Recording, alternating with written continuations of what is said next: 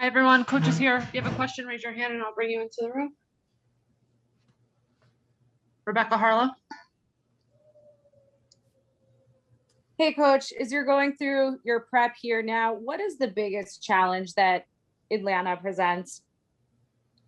Obviously the skill level of Young off the dribble, surrounded by the great shooting with Bogdanovich and Herter, and then the athleticism of Collins and Capella putting pressure on the rim, and then coming in off the bench with guys like Lou Williams, Hunter being back, Gallinari, Tony Snell. So we have to be ready. That's a deep team. They're strong on both sides of the ball. We're going to have to play well on both sides. Mark Berman. Hey, Tom. Just wanted to ask you about Luca Vildoza. It seems he's heading to town Friday. Just what the plan is. Do you see him working drills with the coaches or eventually practicing with the team, or is everything fluid? What? Yeah, it's pretty much fluid. Obviously, we're excited about him coming over, but he's not really part of the postseason plans. We'll have a chance to work with him, and then obviously over the summer. But we're excited about him getting here. Steph Bondi. Hey, Tom, for what felt like a decade, it seemed like LeBron had a stranglehold on the East, and I think he beat you 3 times when you were in Chicago. But Thanks for reminding me. sorry. But he's now in the West, and last season nobody expected the Miami Heat to emerge, out of the East. Does his departure open things up a little bit here? I think it's and obviously his career is pretty special. But you also have a number of other guys that are moving around too. And I think, when you look at Kevin Durant and, guys moving around it's not uncommon. Harden coming from the West. So it goes back and forth with great players, and you have to be ready for everyone. And then there's also there's the emergence of young stars and maybe underrated guys, like a guy like Bam, what he did in Miami, and you couple that with Jimmy Butler being there, and now all of a sudden they become a special team. And if you get hot at the right time and you're healthy, we saw that over the years. Sometimes you have a team that it might be a lower seed, but it's not a true lower seed. It's they had injuries or whatever they may have had. You look at the Lakers, and obviously they're a much higher seed than what their record says.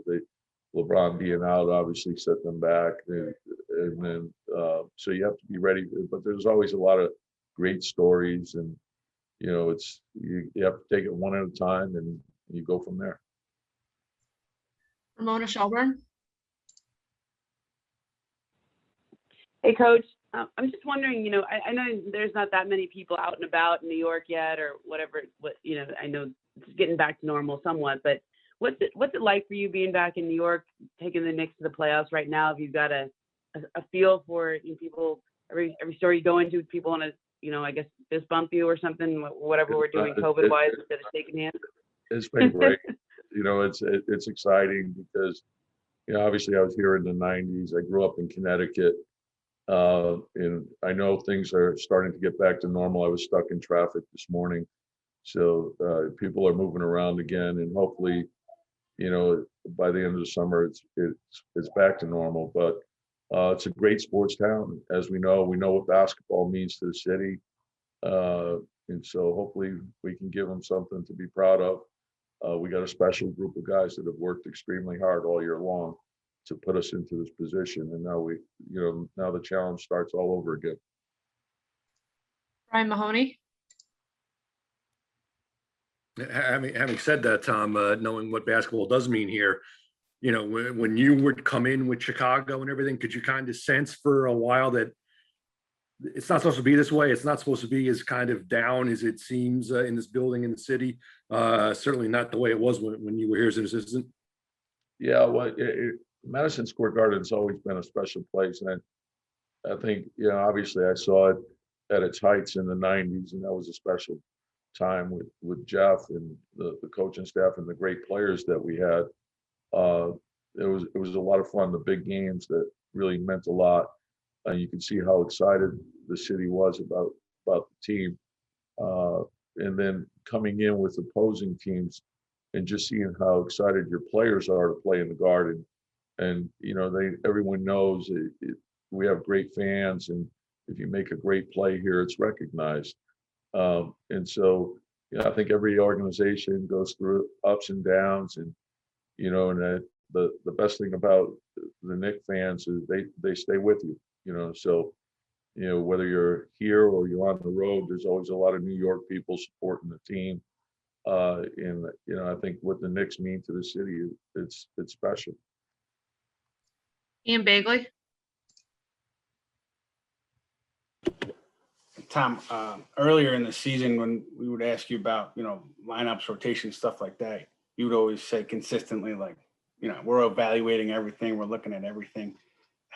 Does that just get heightened in the playoffs? Like, how open do you have to be to making adjustments, lineups, rotation adjustments, game to game based on what you're seeing over the course of a series?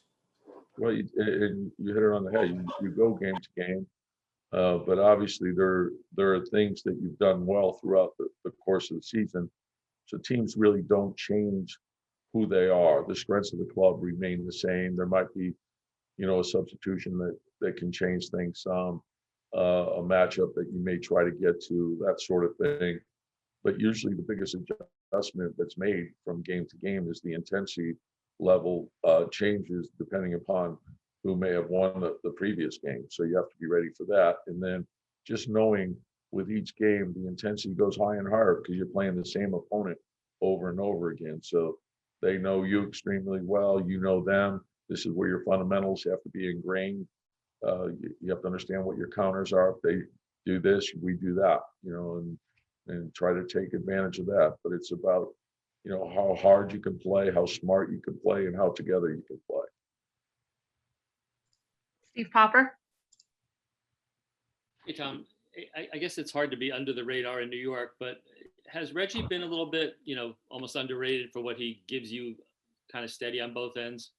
Yeah, I've said this, I think he and Nerlens have basically been our unsung heroes because they do a lot of the little things that maybe go unnoticed by the outside people, but certainly not by, the people that are in the building here. A lot of the things that they're doing, aren't measured in the box score, but they're impactful in terms of winning. And the type of plays that they make really unite and inspire your team. And that goes a long way in, especially on the defensive end, the things that we're asking them to do, and to do it game after game and just make big plays for us defensively. Oftentimes it leads to us going on runs defensively. Mike Vorkunov. Tom, I want to go back to the 4-point spot from yesterday I asked you about. Was that a spot or a line? And then where did the inspiration come from for that for you? Well, I think, you're seeing more teams. When you talk to analytics people, you're measuring where people are shooting from. And oftentimes those are the spots that are unguarded and the range of the players are really increasing. But we put it in just because we wanted to emphasize the three and also emphasize the spacing. And oftentimes I think in transition, you can get guys pretty good looks in that area. And if they're left unguarded, they can make, I think I mentioned this about Quick. We saw that early on, just, you see him shooting all the time and how deep his range is. And we're comfortable with him shooting those shots. We see it every day. He works on it. He's good at it. And if he's left unguarded, sometimes it's difficult for your opponents to blitz in that area and to get the second defender there so he can get a clean look at it. And if he gets a clean look, he's got a good chance of making it. Last question, Ian O'Connor. Yeah, Tom, just to follow up on the fans, since you were one yourself growing up, I was curious, when you think of the prototypical Knicks fan who's lived through a lot of losing and misery for the better part of 2 decades, what specifically do you want that fan to feel Sunday night? And has that been one of the best parts of this job for you, that you've restored a winning team for that fan? Well, I'm excited for the fans. And as you mentioned, that, I grew up, being a Knicks fan, and, the 70s, I had the championship teams, and, what Willis Reed and Walt Frazier, Dave DeBusschere, Bill Bradley, what they mean to the city. And then, of course, the 90s, 94, 99, Patrick, and, Larry Johnson, Oak, John Starks, Allen, Spree, special. And so, as I said, you go through different periods, and we're excited because we get great support. I think we have the greatest fans in the world here. They're passionate, and obviously the Garden is such a special place to, not only us, but everyone in the NBA. So it's very meaningful. My family's from Connecticut, so a lot of fans there in Connecticut, New Jersey, that sort of thing. So we want to make sure we're giving them everything we have. Thank you, Coach. Yeah. RJ Barrett's here. If you have a question, raise your hand and I'll unmute you.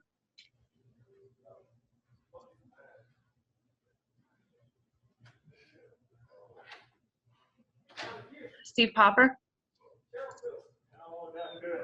Hey, RJ, just kind of your thoughts as you go through this preparation for your first ever playoffs, and kind of how intense it's become the last couple of days. Sorry, there's people talking in the back. Can you say that again? I'm saying just for you, how this first week of getting ready for your first playoffs, how intense is it? How different is it than what a normal practice is? Oh, it's been good. Just a couple of days of teaching and really learning their stuff, and then today we had a really good intense practice. So that was good for the guys. Get back into it, really lock in and focus. Coach is intense, and it's good. Mark Berman.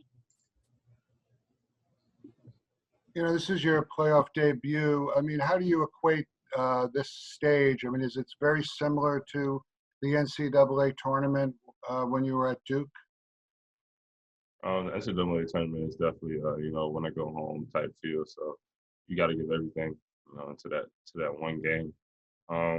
Here, I would say you got to be a little more focused. Really learn a team. Really learn everything they do. Everybody's tendencies. So I think there's a different level of focus and preparation you have to have. Peter Body. RJ, what's the key for you guys defensively against a player like Trae Young, who can kind of beat you in a lot of different ways? Try to just try to limit anything easy for him. He draws a lot of fouls. Try to limit those. That's really it. Just try to make it tougher on him without fouling. Ian Bagley. RJ, after studying them over the past few days, what do you think makes them so challenging, I guess, outside of what you just said about Trae? I think they have really good, like you said, they have really good guard. And they, Bogdanovich has been shooting the lights out, so has Herter. And then they got Don Collins and they got Capella rolling. Capella's a guy that could get 20 and 20. So they really have good players all across the board. Mike Borkenoff. With Trae and the fouling thing, he's been so good at drawing fouls, especially on the perimeter, whether it's shooting or non-shooting. Do you go back into the video, like try to see what his tendencies are, see how you can avoid those, and just what tricks he uses to get fouls along the way? Definitely, that's what this week is for. Lots of film, lots of studying, every day, learning all their plays, doing all of that. Steph Bondi. Hey, RJ, kind of on that note, Trae has that move where he gets in the lane, and if you're a trailing defender, he just stops and almost like initiates the contact with his butt. How do you prevent, what do you do to combat that, to prevent yourself from fouling there? not stay behind him. Try to get back in front. That way, he can't jump back into you. Steve Popper. RJ, I know you're not a longtime veteran, but what do you see from Elfrid when he's had some struggles and taken some criticism? Do you ever see it bother him, or does he seem to shrug it off? And he's a great locker room guy. Everybody loves EP, and he goes out there and even if he's struggling offensively, he plays really good defense, and that's kind of just like anybody else. Everybody struggles sometimes, so we're always there to pick him up, and he's there to pick us up, and picks me up when I'm struggling. So he's part of our team, and we love having EP. Mark Berman.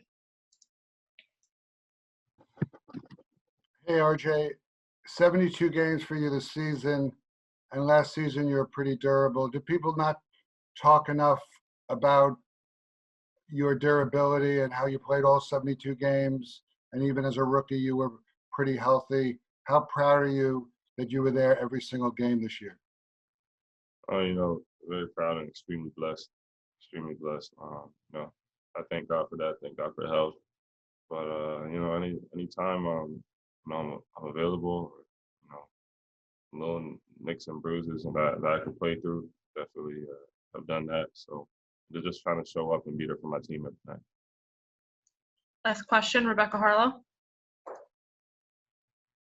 RJ, you've talked a lot about how the mental toughness is just as important as everything that you've prepared for physically.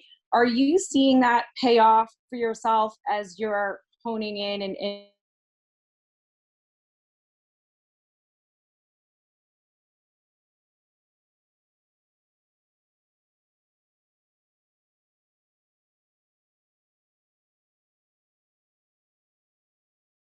Good week of prep, good week of getting it back right, getting everyone together on the same page so that we can go out there and fight come Sunday. Thank you, RJ. Thanks. Peyton is here. Raise your hand if you have a question. I'll unmute you. BJ, Knicks Digital. Hey, Elfrid, first playoff game coming up. How has the intensity and focus level in practice been over the past 2 days? Every day it just keeps getting going up. Coach is doing a good job of preparing us. All the coaches, honestly. We know what's at stake, so every day is getting more and more intense. Ian Bagley.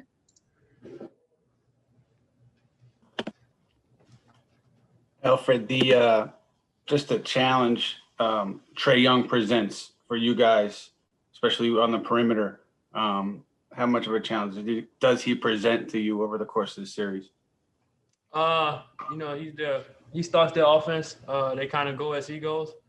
It's going to be a team effort, as always. Like I always say, going against good players. But I think we'll be ready. Rebecca Harlow. Elfrid, you've seen the growth of this team between last season and this season. To get to this point after all the hard work that you guys have put into this thing, what does it mean to you to be in this moment now, attacking the playoffs with this group? It means a lot. It means a lot. Like you said, we've been through a lot.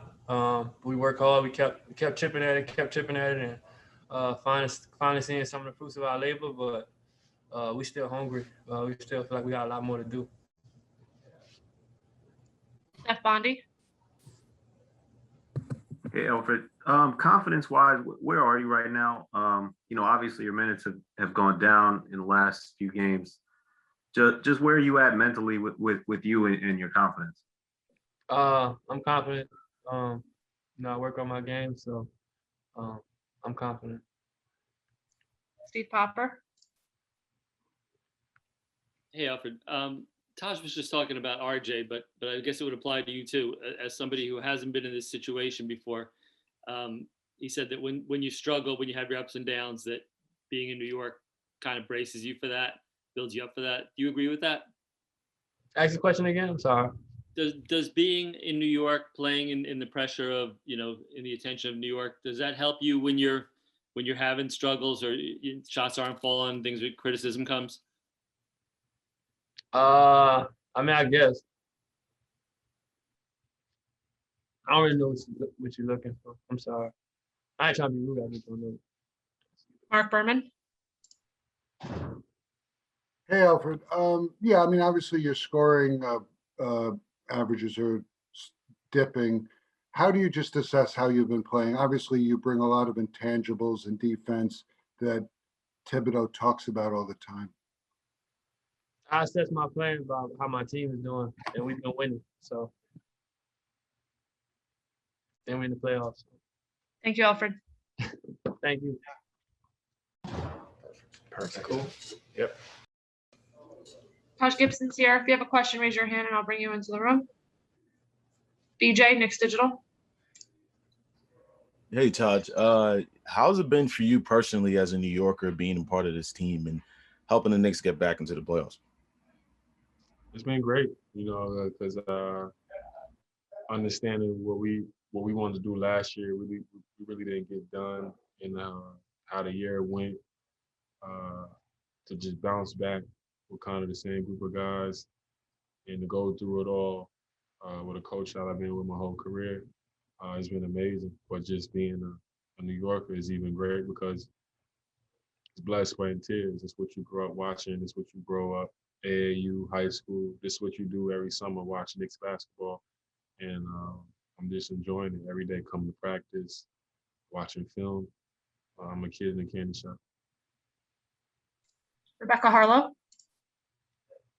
Taj, you mentioned that you're excited to go back into battle with Tibbs in a playoff scenario again. I mean, can you just describe the gear that he finds in the postseason? I mean, we've seen so much intensity already. What's it like going through a postseason with him? Well, it's kind of like that all year round because that's how he prepares. Every game is an individual game. He just tries to teach. So when you finally do make it to postseason play, you've been studying, you've been preparing the whole year. So nothing's really changed. It's kind of like going to like in any other school. Now he's just drilling in more information. He's questioning you throughout the day, even while we're practicing. He's always asking you critiques about what we need to do better, what sets. But every year all year long he's challenged you. So it's all about just paying attention and staying with the group. Mike Borkenoff. Hey, Taj. The Hawks have been pretty good on the offensive boards. What have you seen from them on tape and just trying to stop Clint Capella underneath there and the opportunities they'll try to get? Well, the first thing you come to mind, you look at tape is Clint, just a great offensive rebounder, but then at the same time, you got so many different weapons. They got a lot of different guys that play extremely hard. They're a tough playing team. And the 4-5 matchup is always like that every year. You always got a team that's almost similar to each other. Both teams are young. Both teams are first playoffs in a while. So it's always going to be a tough series. Looking forward to it. Mark Berman. Hey, Taj, you were teammates with RJ as a rookie last season, and now he's made a big step. What do you see? How did he go from maybe a modest rookie season to what he's become? Well, just like I said before, it just really comes down to the work.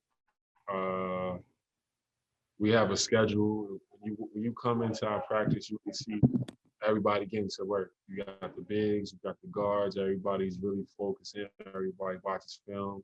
First thing you see in the morning, RJ's having an individual workout with AB. They knock out a lot of shots. He's always in the gym. And then even after practice, he's in the gym working with AB, working with the guards. And they have fun, they compete against each other. But every day we're competing against each other. Every day it's the same kind of testament to this guys is working and building off each other. And we helping each other out because we understand the confidence is going to come. It's a long year, but we've been preparing all year just to get to this point. Peter Body. Hey, Taj, I know you're on the interior, but what do you guys have to do as a unit against a player like Young, who has such a good ability to get to the line and draw fouls, even when he's not knocking down a shot? To be honest with you, he's really going to take all 15 guys. It's going to take our bench talking. It's going to be our bench talking and calling out plays the way we've been doing all year. It's going to take all 5 guys keying in, trying to protect the paint. All 5 guys pushing out, running, trying to run guys off of long-range threes, rebounding the ball. It's really going to take a whole group collective. It's not just one individual guy on our team. That's really, we got to do this. It's really all 15, because without all 15, we really want to be here. We've just been taking it one day at a time. And throughout the whole year, it's just been chaotic as far as its lineups and guys getting injured. But it's all about us, all 15 guys. Steve Popper. Hey, Taj, as a guy who's been here with Tibbs at this, this part of the season before, for the young guys like an RJ, is there a lot of talk or teaching what it's going to be like? And do you expect, because of what he's gone through with you guys and with Tibbs this all year, that he'll be ready for this? Well, to be honest with you, if you can play in New York, when it's up and down, I think he's well prepared and mentally prepared, because playing in New York, it kind of it builds your character. Be some nights where you questioning how hard you played, and you gotta go out there and refine yourself and playing even harder. He's been dealing with that since he came in here last year, and you see the growth. But one thing about it, he hasn't have to worry about going into it alone. He has all 15 guys constantly behind him, constantly cheering him on, good, bad. We never just let a man hang. We always just pick the group up.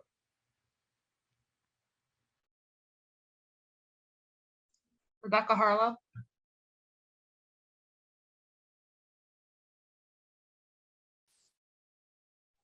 Yeah, Taj, I know you said this is special for you growing up a Knicks fan, but on the flip side, you have done so much in this community and worked so hard to put smiles on the faces of young people in Brooklyn.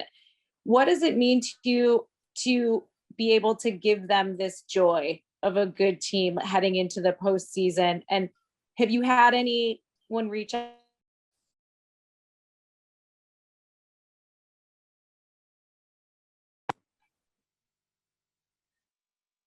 Mallory, lost Rebecca for a second. Yeah. Hey, I'm here. Can you guys hear me now? Yep. Yeah, I can hear you. Okay. So Taj, I don't know if you heard any of I that. heard everything. I heard it's extremely awesome because I live in the city. I go to the bodegas, I go to the grocery store. I mostly go everywhere. Sometimes just out and about, but it's just good to see people like really feeling good. It's good to go back home and not have to. You're gonna hear the what happened last night. You're not used to hearing that as much because they understand we're playing hard. They understand that we're trying to build something, but it's been great. It's good to see people wearing Knicks gear a lot more now. It's a lot of orange and blue, especially when I go to different places throughout the city. That just shows that we're just doing the right things, not only inside the gym, but outside the gym. Just trying to just help the community, trying to do whatever we can with the Knicks organization has been extremely great and good for me at the same time because we've been helping my community, doing a lot of different things for kids. And it's just been a blessing and I'm enjoying it. And my friends and family and my community is enjoying it even more. Steph Bondi. Hey, Taj, about I think 2 days ago, they announced that Monty Williams was voted Coach of the Year by the Coaches Association. Obviously, Tibbs had a case. I would just want to know your reaction to. First thing first, hats off to Monty Williams. He's an extremely good coach, well deserved. He did one hell of a job. He's been a good coach for a long time. He deserved that for a while. It's only a matter of time. I was there when Tibbs got his first Coach of the Year, and I understood how thrilled he was. But to be honest with you, we in the locker room we felt he was a Coach of the Year, but just to us, you know what I'm saying? Because just to come in New York, hostile environment, trying to build culture, a lot of odds stacked up against you. He never wavered. He's that type of guy. He loves to go against the odds. Since I've known him, since forever, he's always that guy that comes into the locker room. He's a tough guy. He comes in and he just says, we always have enough to win. And you just rub off on him. He rubs off on you, and then the rest is history. I think that in due time, he'll get another chance because he's just a great coach, a great guy, almost like a father figure. So more importantly is just winning. If we go out there, do what we have to do, win some games, I think he'll forget about it. But the main thing is just winning games. Thank you, Taj. No problem. Thanks, Taj.